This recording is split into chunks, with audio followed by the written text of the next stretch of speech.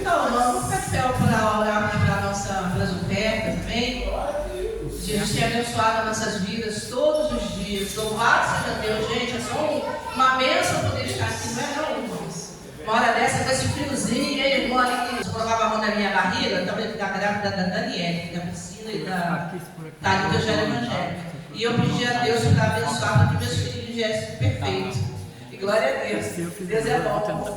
Amém? E essas crianças são tudo, né? São as crianças da igreja, né? Os futuros professores, advogados, médicos, pastores, presbíteros, pastoras, ministras. Amém? Homens e mulheres de Deus que estão sendo aqui ensinados, tem sido aqui, tem escutado a palavra e com certeza vão ser aqui sempre cheios. Daqui para lá é mais, daqui para lá é mais crescimento, é levando o evangelho para frente, amém? Aleluia. Pai amado, Pai querido, Senhor, derrama da unção sobre a vida dessas crianças.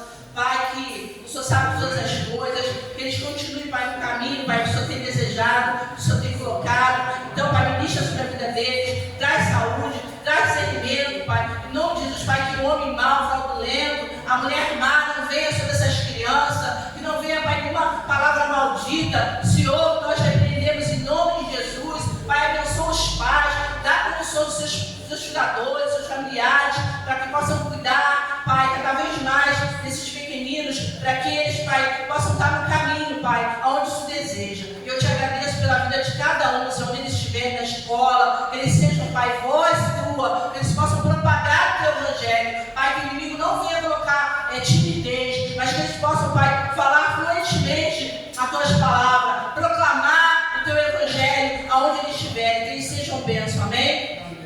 Gostaria de chamar o preletor dessa noite, pastor Ricardo, e gostaria que o pastor Leonardo fizesse oração para mim, por gentileza, em nome de Jesus. Amém, pastor, obrigado. Amém. Glória a Deus, aleluias. Vamos estender nossas mãos, irmãos, abençoar o pastor Ricardo. Glória a Deus, aleluias. Bendito é o teu nome, Senhor. Senhor Deus, eu te peço, Deus, que venha, Senhor, com palavras, que o Senhor venha, Senhor, transmitir a tua mensagem à tua igreja, Senhor, através do teu servo, pastor Ricardo. Que o Senhor venha, Senhor, trazer em memória, Senhor, tudo que o irmão separou para hoje à noite, Deus. Que o Senhor possa, Senhor Jesus, queimar os lábios, Senhor, com fogo celestial. Que o Senhor venha primeiro, ó Deus, falar com o teu servo, ó Deus, para depois a palavra ser transmitida para a igreja, Senhor. Cubra seu servo, Senhor Jesus, com teu sangue. O proteja, Senhor, com a couraça do céu, com a armadura celestial. Que o Senhor venha abençoar a vida dele, a vida da sua esposa, das suas filhas, netos. Venha cobrir, Senhor Jesus, o teu servo com o teu sangue, ó Deus. Que o Senhor possa, Senhor, estar o abençoando. Que o Senhor possa, Senhor Jesus, transmitir, Senhor, a mensagem do céu para nós, para que possamos ouvir, Senhor Jesus, o que Tu queres, Senhor, de nós. Não ouvir o que nós queremos, e sim o que nós precisamos, Senhor, para aprender de Ti, ó Deus. Eu oro e Te agradeço, Senhor, em nome de Jesus. Amém e amém.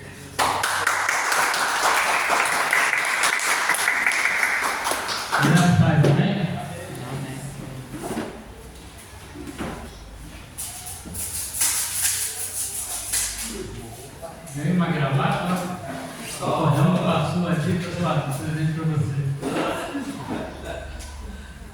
Aí eu falei, bom, já que ele me deu, tem que usar, né, Senhor? Tem que usar. Ainda mais que já vem com som, né? Não pode ter esse remessa mais. Amém? Irmão, sem demora, vamos abrir no livro de Mateus, capítulo 21. Mateus, capítulo 21, verso 17.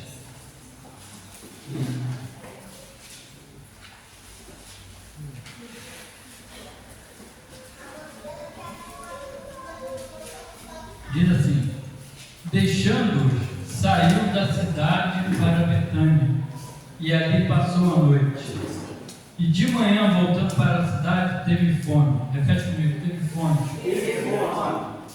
Avistando uma figueira perto do caminho, dirigiu-se a ela e não achou senão folhas. Então disse: nunca mais nessa fruta de ti. e a figueira secou imediatamente. Os discípulos, vendo isso, maravilharam, dizendo: como secou imediatamente a figueira. Aleluia. Olha aqui para mim, irmão. Hoje eu vou tentar pregar igual o Batista. Vou tentar ficar parado aqui nesse culto. O Batista prega assim, sabe? A gente, na faculdade, a gente aprende isso.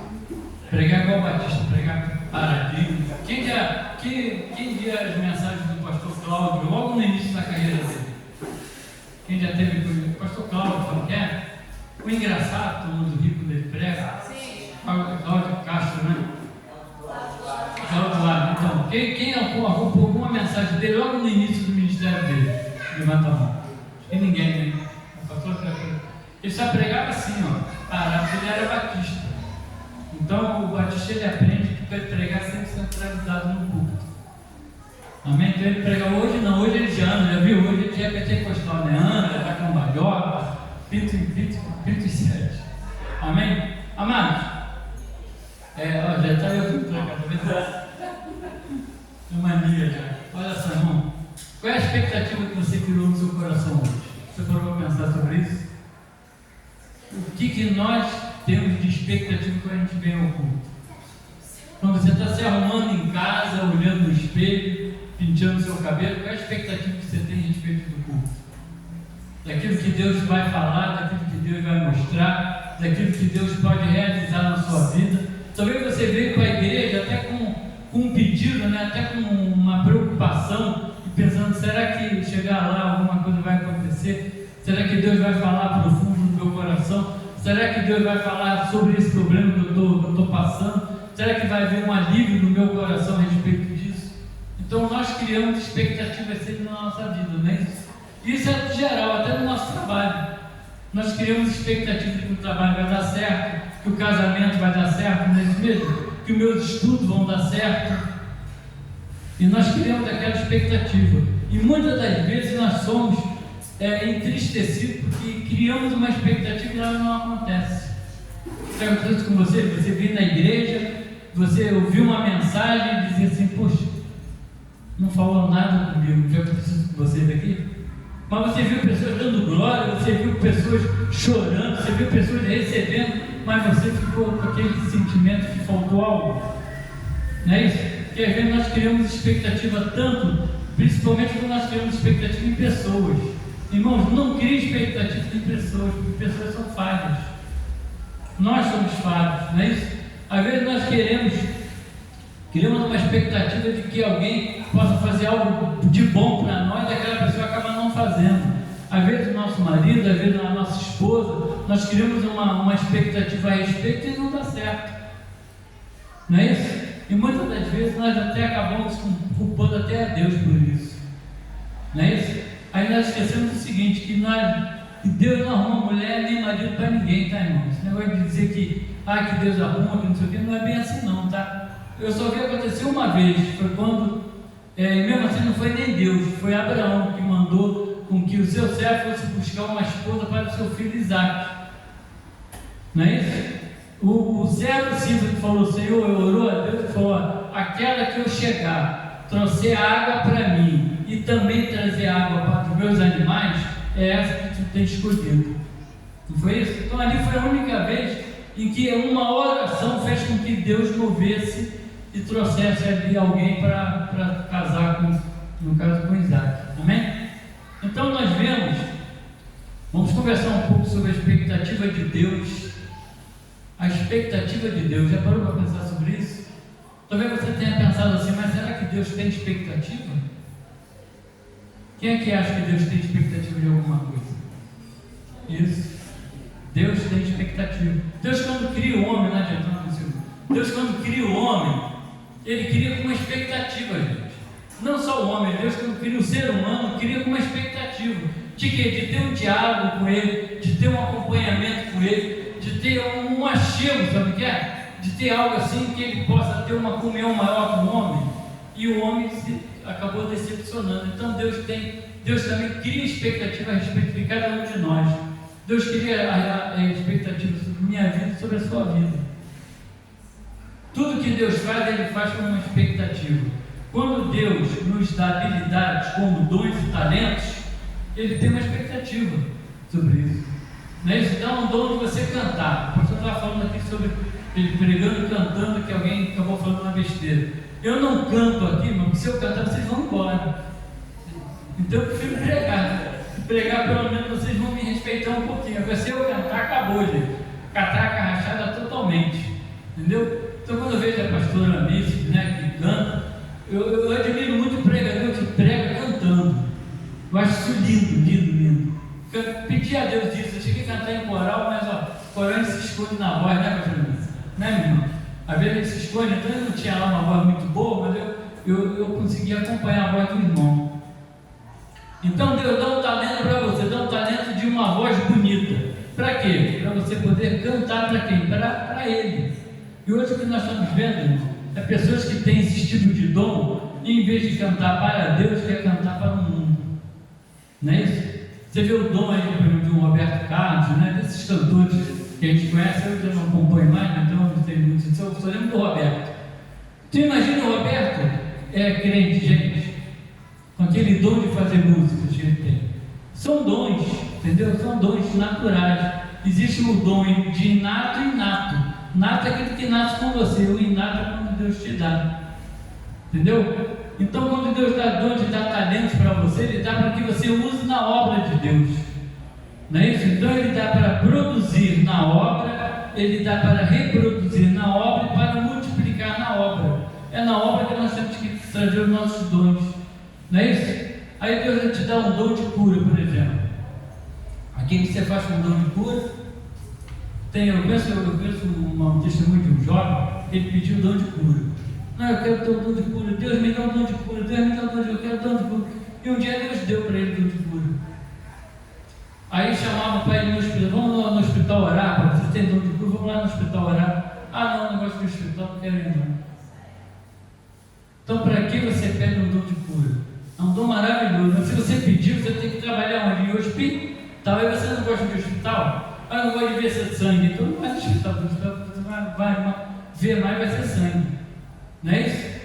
Então, quando Deus dá um dom para nós, é para você trabalhar dentro da obra. Para você fazer a obra crescer dentro do dom que Deus está te dando. Deus te dá um dom de ensino, você não quer ensinar. Deus te dá um dom de visão, você não quer ver nada. Ah, eu não quero ver demônio em lugar nenhum. Então, para que pediu o dom?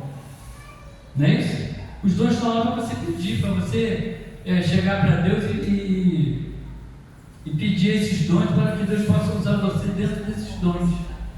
Eu queria ter dom de ver demônios, sabia? Eu queria. O pastor, quando fala que anda na rua, né? Eu queria ter. Irmão, eu sou um cara, eu já te falei sobre isso aqui, né? Eu sou tão curioso, que eu acho que esse dom seria bom para mim. Porque, irmãos, como eu queria, sabe, só para bater de frente com ele, só para poder chegar e falar, seu demônio, sem vergonha, sai daí. Sabe como é que é, irmão? Então, os dons, eles têm, cada dom nosso que tem na Bíblia, se você olhar lá no livro de Coríntios, vai ver falando sobre os dons, você vai ver como é bom você ter um dom de Deus. Deus acabou me dando um dom diferente, dom de ministrar, de ensinar, dons totalmente diferentes daquilo que eu mesmo pedi a Deus. Falar em língua para mim, irmãos, ó, sabe quando é que eu comecei a falar em línguas? Dormindo. Eu sonhei que estava falando em línguas. E aí eu comecei a falar, eu não me preocupei com isso não, sabe? Esse negócio de dizer, a pessoa só é selada com o Espírito desse negócio, você só tem um selo se você fala em línguas. Irmão, esquece isso, tá? Isso é baboseiro, isso não está nem na Bíblia. Então eles inventam umas coisas, e isso me deixou muito triste durante muito tempo dentro das igrejas. Porque eu não falava em línguas e a pessoa achava que eu não tinha dom nenhum. Eu falei, como que eu não tenho? Mas eu ensino. Se eu tenho um dom de ensinar e eu pedi a Deus e Deus me deu, então eu tenho um dom, então eu não sou selado só porque eu não falo em línguas. Aí quando a gente começa a estudar, a gente vai ver lá os dons espirituais. O último dom é qual? O de línguas. O último é o dom de línguas. E mesmo assim, Paulo ainda dá uma advertência. Fala, olha, você quando fala em línguas, fale em silêncio, não fale alto para ninguém ouvir, porque uma edificação tua para com Deus. Então, como é que isso pode ser uma evidência? Ah, não, porque lá em Atos 2 é uma evidência, em Atos 2 não foi dom de línguas. diversificada. Ou seja, o camarada falou alemão, falou japonês, deu para entender? Agora eu te pergunto, quando é que Atos 2 aconteceu de novo? Quem sabe? Nunca mais aconteceu, foi só naquele dia, gente. A outra coisa que aconteceu foi quando João teve a visão de um lenço que vem descendo, um lençol. Quem já viu isso? E apareceu vários tipos de animais, e Deus falou assim para ele: João, mata e come. Pedro, mata e come. E Pedro falou assim: não, eu não ponho nada de ruim na minha boca. Não é isso? Aí Deus fala assim para ele: não digas imundo aquilo que eu tenho santificado. Logo no momento apareceu alguém na porta dele, convidando ele para ir na casa de Cornélio. Cornélio era um centurião romano. Tinha pessoas lá que estavam reunidas e queriam ouvir uma palavra de Pedro. E Pedro, quando vai lá e prega, o texto vai dizer que o Espírito Santo veio sobre aquelas pessoas que eram ímpias, gente. Olha uma coisa interessante, ímpias. Aquelas pessoas que estavam ali não eram crentes, não. Eram pessoas que estavam ouvindo pela primeira vez. Mas dentro da primeira vez eles ouviram e foram batizados. Você vê como é que a palavra ela é tremenda, não é isso? Então, quando Deus estava falando para Pedro sobre isso, eu chamo por causa disso, porque nós não podemos fazer diferença de pessoas. Não é porque uma pessoa não é evangélica, ela não vai receber, ela não pode não receber o Espírito Santo. Pode. Sabia disso? Então, se bem que todos eles se converteram. Mas primeiro eles receberam o Espírito Santo, para depois vir a conversão. Olha que coisa linda. Como é que Deus trabalha de maneira totalmente diferente de nós. Então Deus tem uma expectativa que cada um de nós possa ser usado dentro da obra, dentro daquele dom que você tem pedido a Deus. Ou se você não tem dúvida, fala: Deus, me dê um dom aí que o Senhor acha que eu devo ter. É muito melhor do que você escolher, porque se você escolher, você tem que trabalhar nele. Não é isso? Expulsar demônio. Tem gente que pede o dom de expulsar demônio, depois que o demônio, uma pessoa quer endemoniar, ele olha primeiro a fugir. O cara tem um dom e vai fugir? Não pode isso. Eu estou falando porque eu já vi isso acontecer, tá? Pessoas pediam: quero o dom de expulsar demônio, Senhor, me dá. Deus dá. Primeiro demoniado que caiu, o cara rala o peito. Você fala: vem cá, cara, vem cá. Tem que correr atrás dele, poder chamar, poder me expulsar. Então, Deus, ele cria expectativa também nas nossas vidas, principalmente dentro daquilo que nós estamos realizando. Amém? O que Deus espera de mim e de você? Primeiro, se você existe, é porque existe um propósito de Deus. Ou você acha que você veio a esse mundo por acaso?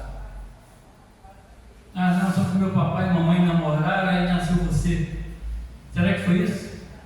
Então, existe um propósito de Deus para cada um de nós, mas nós não sabemos qual é. Nós só sabemos quando a gente entrega a nossa vida para Cristo. Ali nós vemos o propósito que é a minha vida e a sua vida, que é propagar o Evangelho do Senhor. Nós é mostrar para o mundo que eu posso ser diferente. Deus, quando escolhe Israel para ser o seu povo, gente, sabe o que Deus estava querendo dizer para o mundo? Era o seguinte: existe um povo que ele pode viver tão bem quanto aqueles que não têm o conhecimento de Deus e viver de modo diferente. Nós vivemos de modo diferente, não é isso? O nosso andar, o nosso falar, tudo é diferente do pessoal do mundo. Então existe um propósito de Deus para a nossa vida, que Deus criou você para um fim determinado. Há uma determinação de Deus no fim para o que você está fazendo aqui hoje. Será que só vir o culto, sentar, ouvir e ir embora é o suficiente? Meu Deus! Talvez seja suficiente para você, mas para Deus não é não. Deus espera mais de você. Porque sentar aí e ouvir a palavra é muito gostoso. Eu me lembro uma vez que eu estava na comunidade nessa época. Eu estava no calor, imagina um calor em Nova Iguaçu, gente, verãozão. Mais de 40 graus durante o dia e à noite nós estávamos dando uns 37. Aí eu cheguei na minha igreja, aquele ar-condicionado gostoso, imagina. Aí eu sentei assim na última cadeira, perto da porta. Sentei, botei os braços assim, porque era aquele, né? Aquele ar-condicionadozinho gostoso, meu pastor pregando. Aí de repente tem uma voz assim: o que você está fazendo sentado aí? Aí eu olhei para trás, assim, não tinha ninguém, nem o diabo estava na porta, ele estava do lado de fora. Eu falei assim: eu tô... Aí continuei, né? Botei meu bração lá. Aí a voz de novo: o que você está fazendo sentado aí? Aí eu falei assim: não, peraí, Deus está falando comigo. Eu parei, falei: Senhor, fala. Aí Deus falou assim para mim: eu não te quero sentado no banco, eu te quero igual o teu pastor, pregando e suando, igual ele está fazendo. Mas eu virei para ele e falei assim: Senhor, mas ele não me deixa pregar. Esse pastor, nessa época, ele não me deixava pregar, não deixava fazer nada na igreja. Aí passou 2 semanas, mesma coisa, calorzão, sentei novamente, botei o coração lá, vem a voz de novo: o que você está fazendo sentado aí? Eu já sabia, né? Eu falei: Senhor, fala que eu sou amor. Eu não te chamei para ficar sentado no banco, te chamei para... Falou a mesma coisa, eu falei a mesma coisa para Deus, mas ele me deixa pregar. Eu falei assim: vou te tirar daqui e vou te levar para um local onde você vai auxiliar o meu servo. E lá você será útil para ele, e eu vou te usar no novo ambiente. Glória a Deus. Passaram 2 meses, eu estava indo para Batista renovado do apóstolo Edson. Então, Deus muitas das vezes vê, veja bem, irmãos, quando você é uma pessoa ativa dentro da igreja e alguma coisa acontece e o pastor não te usa mais, então está acontecendo alguma coisa, não é isso? Tem que saber o porquê disso. Eu amava o meu pastor como amo ele até hoje. Só que ele teve esse momento de querer fazer o seguinte: tudo era com a família dele. O louvor era com o filho, o ensinar era com a esposa, ficar com as crianças era com outra filha dele. Sabe o que? Ele fez manipulou o negócio. E aqueles que já estavam trabalhando, ele começou a afastar. Acabou o seguinte: acabou que Deus me tirou de lá, amém? Então existe um fim determinado para todas as coisas. Existe um fim determinado para a sua vida. 3. Que Deus realmente habitou. Se Deus realmente habita em você e trouxe luz ao mundo através de você, então você tem que aparecer. Está dando para você me entender? Se existe uma luz dentro de mim, mas fala aqui uma coisa sobre luz. Todos aqui concordam que nós temos a glória de Deus dentro do nosso coração, concordam? Sim. Quem concorda com isso, levanta a mão. Deixa eu falar uma coisa para vocês. Esse ambiente aqui, ó. Primeiro, nós não podemos chamar isso aqui de templo, tá, gente? Templo é totalmente diferente. Isso aqui é um local de adoração a Deus. Amém? Então, esse lugar aqui, quando ele está vazio, ele não tem glória nenhuma. Não tem glória ali, não tem glória nas paredes, não tem glória mais nenhuma. Sabe quando é que a glória enche esse lugar aqui? Quando um de vocês, o primeiro que entra naquela porta aqui, é que a glória do Senhor toma todo esse lugar. Sabia disso? Glória a Deus. E outra coisa também, irmãos, isso aqui então é terrível. Esse negócio de dizer: quando eu cheguei aqui o Senhor já estava. Gente, quer dizer que Jesus agora espera você? Você acha mesmo isso? Irmão, quando você chega aqui, é que Jesus chega com você. Ele não fica aqui te esperando ninguém chegar, não. Aí ninguém vem, vamos supor que ninguém vem. Acabou o culto, hoje não vai ter culto. Pastor, os outros não, hoje não tem culto, não. O culto vai ser em outro lugar. E Jesus fica aqui sozinho, parado esperando alguém chegar no dia de culto. Vocês acham isso? Então, irmão, pelo amor de Deus, nem cante mais isso, tá, gente? Quando eu cheguei aqui, o Senhor já estava. Não estava. O Senhor só chegou aqui quando você entrou. O primeiro que entra ali é quando Jesus vem. Porque Jesus ainda vai dizer mais, vai dizer assim: onde 2 ou 3 estiver reunidos em eu estar. Então tem que ter quantas pessoas? 2 ou 3. Aleluia.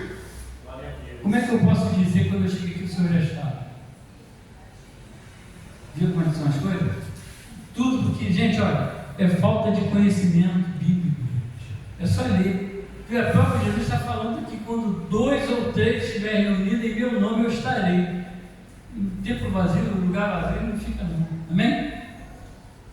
4. Com certeza, Deus espera algo de você.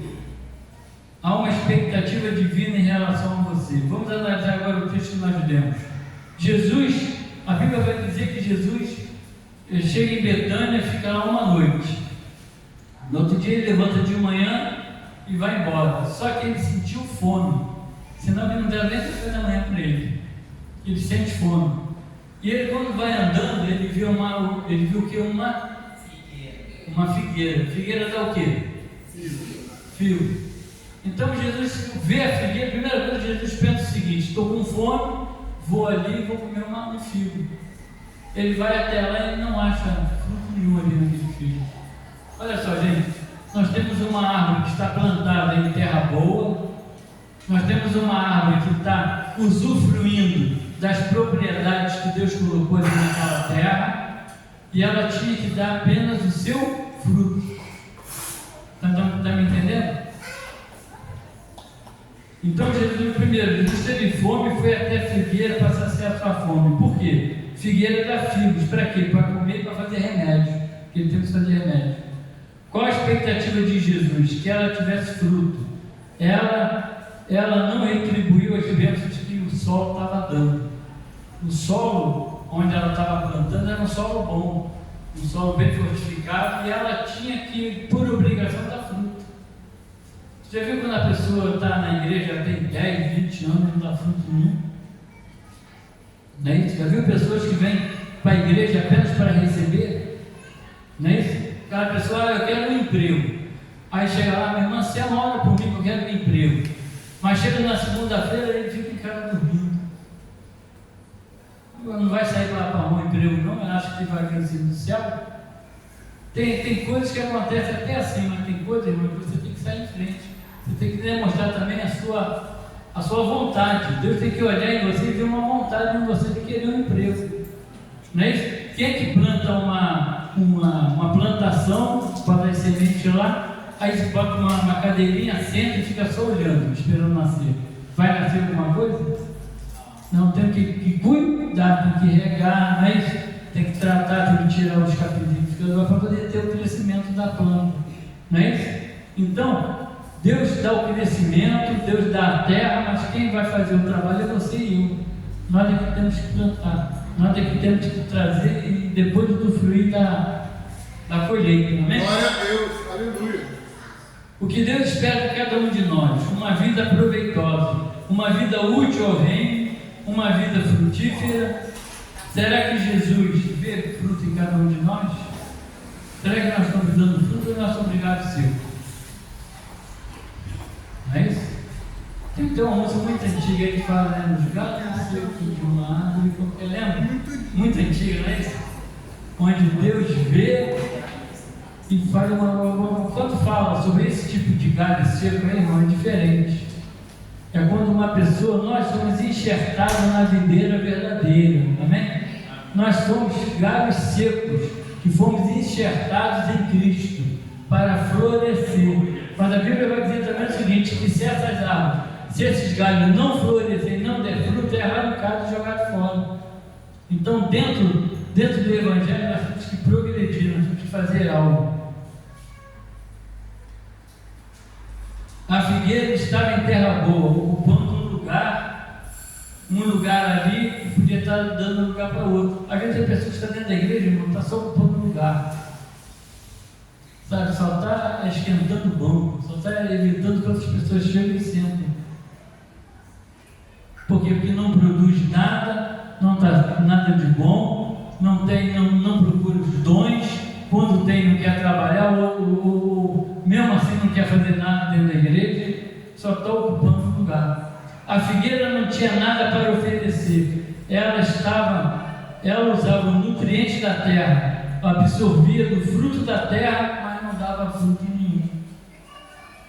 Vocês estão entendendo? Todos nós somos frutos plantados em beira de árvores plantadas perto de Deus. E temos que dar fruto para o reino. E de que maneira nós damos fruto para o reino, gente? Não é só ganhando almas, não, esse é um deles. Mas é produzindo algo para o reino. É aprender, é tentar desvendar aquilo que Deus tem para oferecer para cada um de nós. Amém? A gente fala, vai ter um culto de reteté aqui no dia tal. Nossa, aqui vai assim. Até a gente não vai vir. Mas quando fala isso, vamos ter um estudo bíblico. Eu conto no dedo quantos estão aqui. Na escola eu já tive isso. Olha, quantos nós temos aqui? E quantos vêm no nosso estudo? Sabe, irmão, aprender requer dificuldades para a gente vir. Não é isso? Tem pessoas que vêm direto do seu trabalho para cá, outros, como a irmã, né? A irmã Lucimar, que está começando agora com a gente também, vem. E agora pessoas que moram, às vezes, até perto daqui da igreja, irmãozinho, que vem. Sabe o que acontece? Uns vão ficar bem adiantados em termos de conhecimento. É quando tem essas coisas, esse tipo de música, né, que fala aí que Jesus já estava, esse negócio todo aí, a pessoa não tem conhecimento. Então, irmão, vamos aprender, vamos vir para a escola. Inclusive, a escola vai voltar agora sexta-feira, tá? Amém, pastor? Amém. Sexta-feira que vem, 19h15, estaremos aqui. Estamos terminando o módulo 2 e vamos iniciar o módulo 3. Irmão, no módulo 3 eu já vou iniciar dando uma pancada boa, hein? Vou trazer algo aqui que eu já vou quebrar uma barreira aqui grande. Daquilo que você aprendeu desde pequenininho, você aprendeu isso. E é uma das coisas mais erradas que existe dentro dele. Meu Deus! Amém? Eu vou só falar, vou logo jogar uma coisa logo para cima de vocês. Vou começar logo, aproveitar que a mensagem está falando sobre isso mesmo. Irmão, não existe o nome Jeová na Bíblia. No original não existe o nome de Jeová. Para com esse negócio de ficar cantando música aqui que Jeová é isso, que Jeová é aquilo, Jeová é ele. Não existe Jeová na Bíblia, gente. Quem aqui é bom aí, pega aí e mostra aqui escrito aqui. Você vai encontrar escrito ali Jeová, mas no original você não encontra, que não existe. Você vai encontrar o nome de Deus, El, Elohim e até Adonai se referindo a Deus, mas nunca Jeová. Quem está me entendendo? Amém? Existe um versículo também na Bíblia que também tem algo também errado também, tá? Agora, por que isso? Porque na hora de fazer a tradução, eu não sei o que tem na cabeça de certos tradutores, que quando pega para traduzir, em vez de ir lá no original e pegar para ver direitinho o que está falando, por exemplo, o Novo Testamento foi escrito em que idioma? Novo Testamento. Hebraico. Nem meus alunos sabem mais. O Antigo Testamento, o Novo Testamento foi escrito em que idioma? Foi no grego primeiro, não foi? Foi no grego, mas no original é em hebraico, igual o Vinícius falou lá atrás. Porque foi traduzido do hebraico para o grego. Para quê? Para que outras nações pudessem entender o Novo Testamento. Por isso foi escrito em grego, porque o grego era o inglês da época. Amém? Então, para que outras nações pudessem entender a salvação de Cristo, eles fizeram a tradução para o grego. Mas isso não quer dizer que foi falado em hebraico. O Novo Testamento todo ele foi falado em hebraico. Jesus falou em hebraico e em aramaico. Jesus não falou assim, lá na época ele vai dizer assim, Jesus falando, eu sou o alfa e o não é isso? Ele não falou isso não. Ele falou, eu sou o Aleph e eu sou o Tav. A primeira letra do alfabeto hebraico e a última letra. Eles pegaram e traduziram para o grego. Então botou lá, alfa e ômega, que é a primeira e a última. Deu para entender? Mas o que Jesus está falando é justamente em hebraico. Que tudo dentro do hebraico existe um significado. Eu vou falar isso na aula, tá? Vocês vão ver algo sensacional que está lá no primeiro versículo de Gênesis 1, capítulo 1. Tem algo ali no Gênesis 1, capítulo 1, que é sensacional e que não está na tradução que nós temos. Mas se você pegar ela em hebraico, você vai ver exatamente isso e eu vou mostrar lá para vocês verem. Amém? Vamos continuar aqui. Glória a Deus. Ela usava dos nutrientes da terra, absorvia dos frutos da terra. Aí nós temos pessoas que falam assim, irmão, ore por mim, mas ele não quer orar. Não é isso? Eu estou precisando disso, ora por mim, mas ele não quer orar. Quer um emprego, como eu falei, a pessoa quer um emprego, mas não sai para poder. Só quer que você ore por ele e aí pensa que o emprego vai cair do céu. Fica nas costas dos irmãos. Irmãos, olha, eu vou dizer uma coisa. Eu tive um parente que a gente veio de Nova Iguaçu para cá para trazer alimento para ele, que ele não estava passando, não estava vindo pregar essas coisas. Eu cheguei na cara dele, um monte de bolsa, irmão, fiquei até envergonhado. Porque ele chegou para mim e falou assim, não, você não precisava trazer não, vem cá. Aí abriu assim um guarda-roupa cheio de arroz, feijão, macarrão. embaixo da cama tinha arroz, tinha macarrão. Eu falei, caramba, cara. Aí acabou que eu que levei. Mas sabe o que eles faziam? Eles iam na igreja e faziam pedidos na igreja. Ah, estou passando isso, estou passando aquilo. E a igreja ia lá e levava, sabe o que? Arroz, levava feijão, e pegava tudo isso. Agora eu te entendo, como é que pode? Eu ficava nas costas dos irmãos da igreja. Por isso que nós temos que ter cuidado quando as pessoas venham aqui para pedir comida, né? Pedir algum gênero alimentício aí. Por quê? Porque às vezes está apenas querendo nos usar. Só acredito que ele vendia, gente, para arrumar dinheiro, para fumar e beber. Comida que a igreja dava, comida que a igreja. Nós sabemos muito bem que tem pessoas que estão realmente não precisando, amém, irmão? Não é isso que eu estou falando. Estou falando que existem pessoas que estão apenas querendo algo apenas para ficar nas suas costas.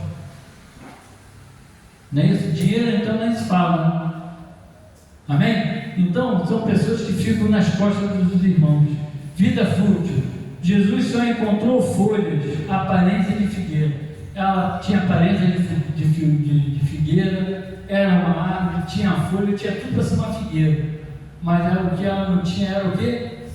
Fruto. É que nem a pessoa que parece crente, se veste como crente, fala sobre crente, anda como crente, tem Bíblia embaixo da Bíblia como crente, mas é tudo menos crente.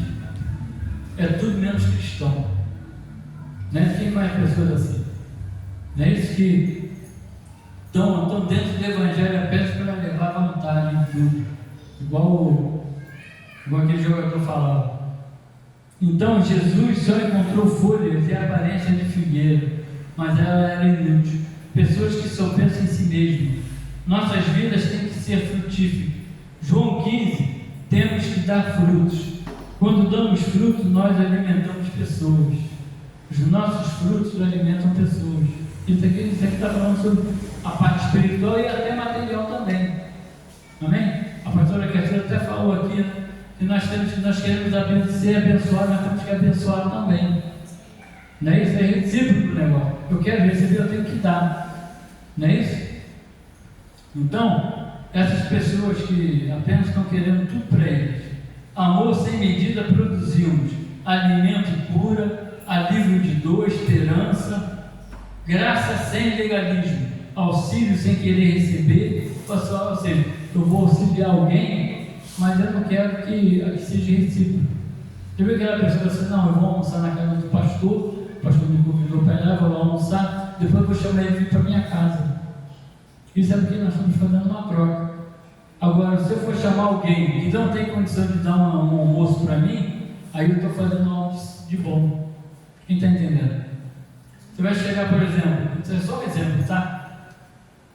Você vai chamar um mendigo para vir na sua casa e depois vai dizer assim para ele, agora domingo que vem eu vou na sua almoçar. Ele vai ter condição de dar almoço para você? Não. Por quê? Porque ele é mendigo, gente. Não é isso? Então, o que nós temos que fazer é o seguinte, quando nós falamos em dar sem querer receber, justamente por causa disso. Amém? Auxílio sem querer receber. Não se achar superior. Nós não somos superiores a ninguém, tá, irmão? Nós só somos superior em relação ao diabo. O diabo não é superior, nós somos filhos e ele é condenado. Não é isso? Então jamais se sinta superior a alguém. Não é porque eu sou um pastor que eu sou superior a você, que não é. Até pelo contrário, a minha responsabilidade é que é maior do que a sua, só isso. Agora, em termos de espiritualidade, não, eu sou servo seu. Porque dentro do Evangelho, quanto mais você sobe, mais servo você se torna. Amém? Amém. Então, nunca se ache superior. Misericórdia sem julgamentos. Não olhar o erro do outro. Todos nós somos falhos. Não é isso? Ficar querendo apontar o erro do irmão.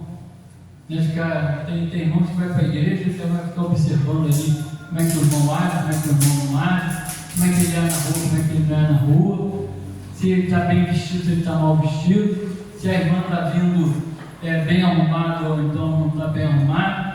Tudo é motivo de ficar apontando o dedo. Amém? Então não vamos olhar o erro dos outros, todos nós somos falhos.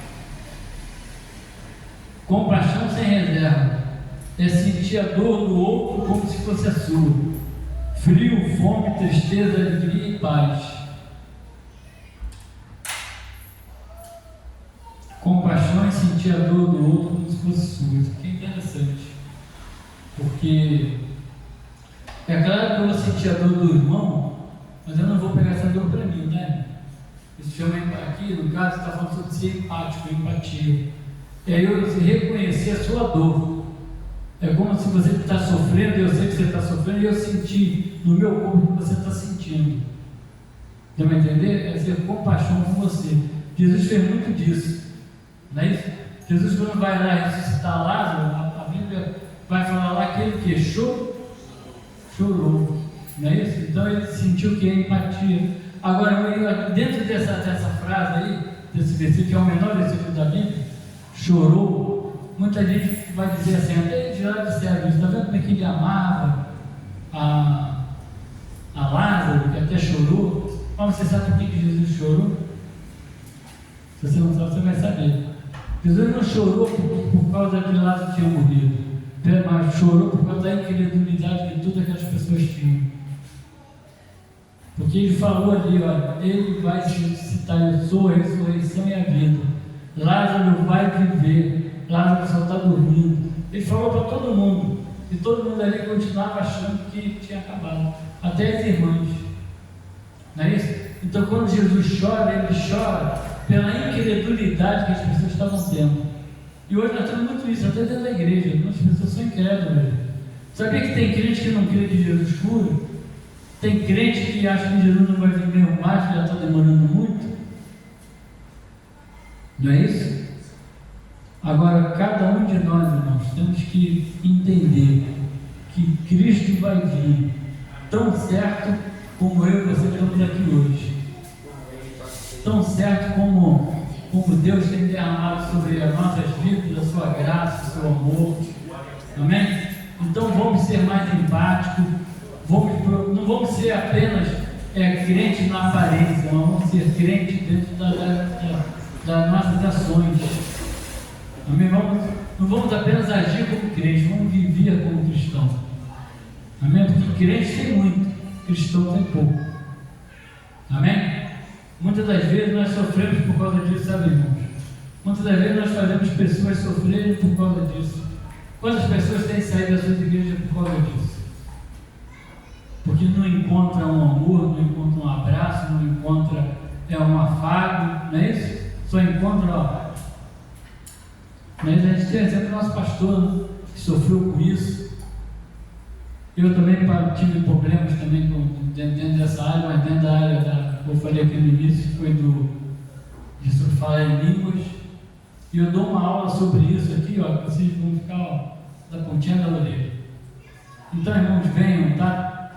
A partir de sexta-feira que vem, 19, 15, nós vamos terminar o módulo 2, né, pastor?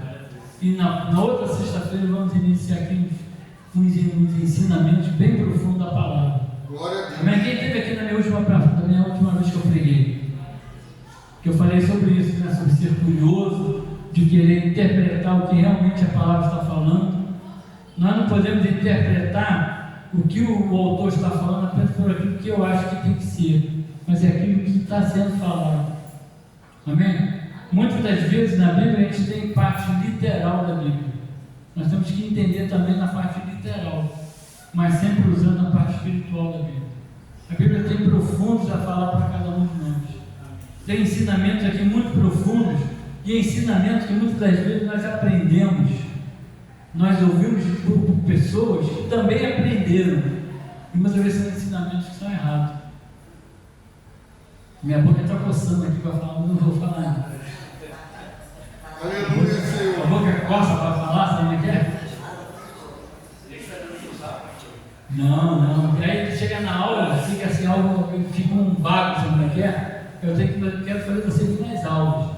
É na aula que eu vou falar sobre essas coisas, entendeu? Coisas aqui, olha, eu não puxa vida. Aí você vai ver pregadores pregar aqui, falar, e você vai dizer, opa, ó, esse aí não tem conhecimento. Você vai falar assim mesmo, esse aí não tem conhecimento. Porque você vai aprender dentro da palavra de Deus coisas tremendas, de pregadores que até hoje ainda nos ensinam errado. Quem está entendendo, diga amém. Amém. Glória a Deus. Então, irmãos, olha só, não seja apenas a aparência de cristão, age como cristão, dê frutos. A árvore só tinha aparência de árvore, mas ela, dentro dela, não tinha nada. Ela estava apenas usufruindo das bênçãos da terra. Não é isso? Então não seja um crente que só quer pegar as coisas boas do Evangelho e não quer passar, não quer ensinar, não quer dar frutos. Nós temos que dar frutos. Amém? E o frutos não é só em ganhar almas, não, tá, irmão? Ganhar almas é um dos frutos. Agora nós temos que ser uma bênção para o nosso irmão que está do lado, não ser pedra de tropeço para ninguém, não é isso? Nós temos que trabalhar e não viver nas costas do irmão. Amém, irmão? Glória a Deus. Amém.